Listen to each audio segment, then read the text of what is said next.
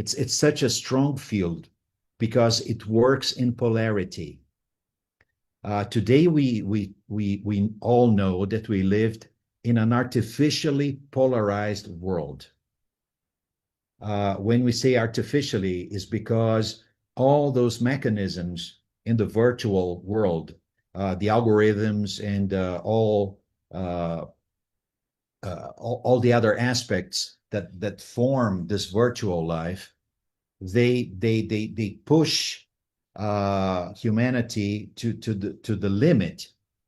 And when they push humanity to the limit, they are actually exacerbating our differences, our differences in opinion, in interpretation, in beliefs, in different ways to see life.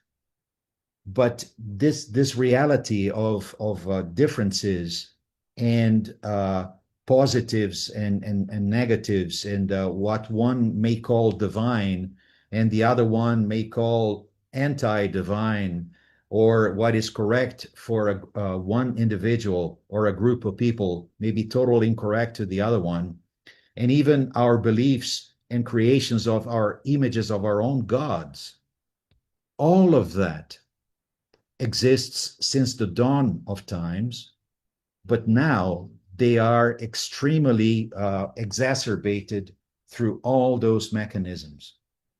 And since they work in polarity as positives and negatives, it is almost like a big magnet, a big electromagnet system where we are attached to what we believe is correct, and we try to repel what we individually don't see as good or correct or appropriate.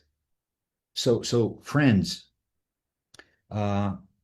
it is as if we were turning in this big electromagnet engine and absolutely attached to the walls of it, and looking at our fellow human beings as enemies or as opponents, when actually what is just taking place is a common phenomenon of polarity.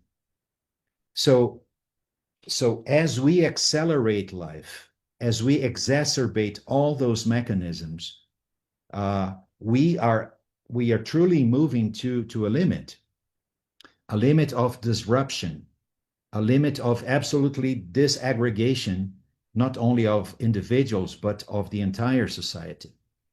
So all those that have accumulated enough experiences to realize the craziness, the true absurd of this egocentric approach to life, are realizing that something different needs to take place.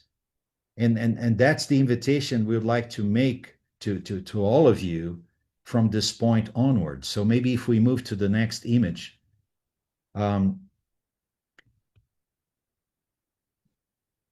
Yes, that one. It's a small detail in the very center. So, we change the different sign to equal, because in reality, for all those that have come to that very limit of the egocentric life, and that have been touched by something different, by a different principle of life, they realize that these differences are actually the same process with a different face, with a different name, with a different aspect, with a different point of view. But in essence, it's the same prison, it's the same circuit where we are all immersed. So they realize that we need to go beyond that polarity.